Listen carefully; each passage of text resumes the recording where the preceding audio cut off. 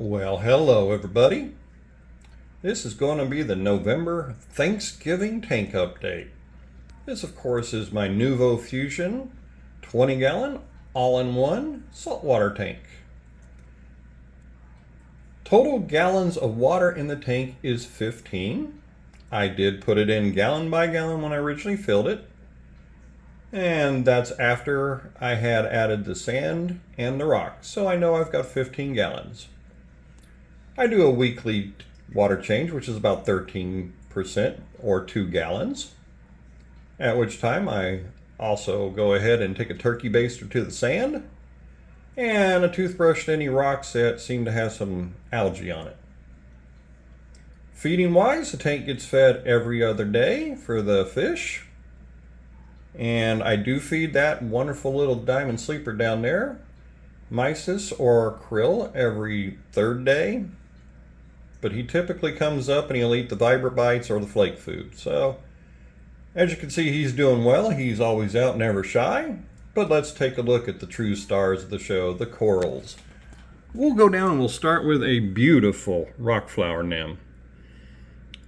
As you've seen from other videos, he stays put, doesn't like to move. Unlike his counterpart, Elf, who moves all over the tank. Let's see if I can get a good shot of him. And not with the chlorpa in the way. Which leads us to that next part of the bottom. I have chlorpa along both sides and all along the back. It's doing wonderful. Helps keep the tank clean, so I will never complain. Going back to the center, we have got a beautiful acan garden going. They're nice and fluffy, big and extended, as you can see. Over to the left side, we've got one of my blastomusas. That's a whale's eye. And inside of that, we have a nice little alveopora garden going. In the back bottom, we've got a nice little kryptonite candy cane. Some more blastos on that wall, including a whale's eye. And can we see them? Yeah, there's some. You can see the marilettis. And another kryptonite. Some zoas coming underneath the bottom side. And then over to the right side, we've got some really nice blastos. Those are mariletti.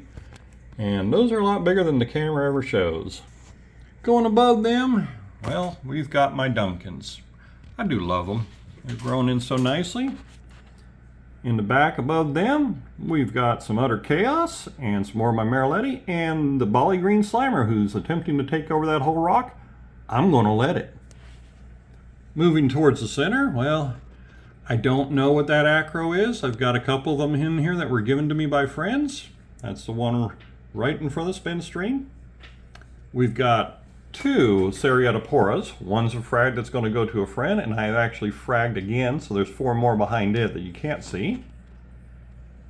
A beautiful zoa garden with a couple candy canes. Got some really nice stargazers up front, and they're starting to take over the whole front. And then over to the right side, we've got some more acros. One's a bird of paradise, I cannot remember what the other is, and then that one's another unknown. Of course, we've got the Recordias, and they've taken pretty much over that whole rock, and they're all the way around the back. Multiple different colors, oranges, greens, yellows, reds, blues, and then what many would consider the star of the show, a hammer garden. And it is doing just wonderful. So, what does the tank get?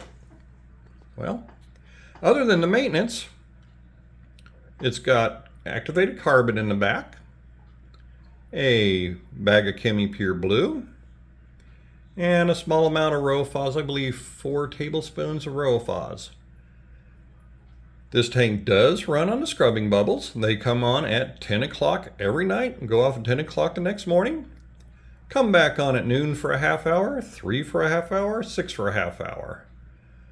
Every other day I take the filter pad off the back 2 chambers and replace it with a new one, and that's it. I've had a lot of people make comments saying that you got to have a protein skimmer to have a saltwater tank. Well, I believe this tank's coming up on 3 years old.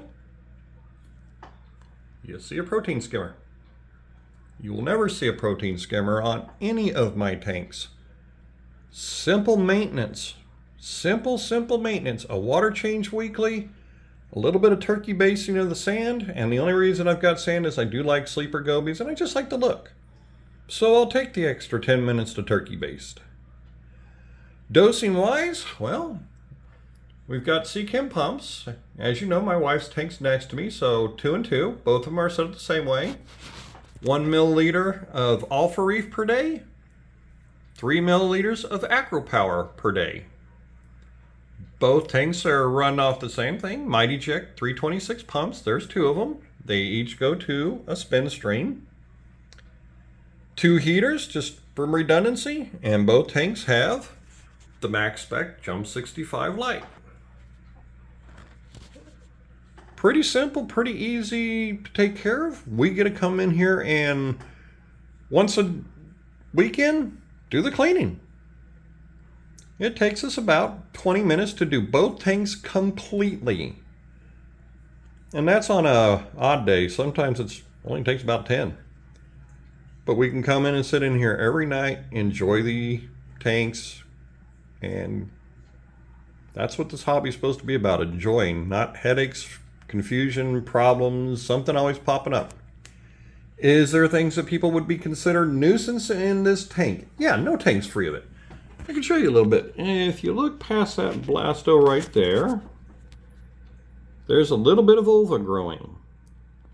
I don't care. It could grow there. There's nothing else going to be there. And, well, it helps clean the water. So, yeah, in a nutshell, that's my tanks. It looks beautiful. I enjoy it. And the water parameters on it are pretty much stable and constant all the time. pH will blow your minds. I typically get a pH of 8.5 to 8.6 on these tanks. So I'm attributing that to the scrubbing bubbles being on all night. They keep the pH up. Calcium, I checked it the other day, it was sitting at 438. Magnesium, I'd have to look at the records, but I mean, clearly there's nothing upset, which I can always tell you if my phosphates get high, the algae will start to get pissed off. Quickest, simplest way to know when that's high is the algae get ticked.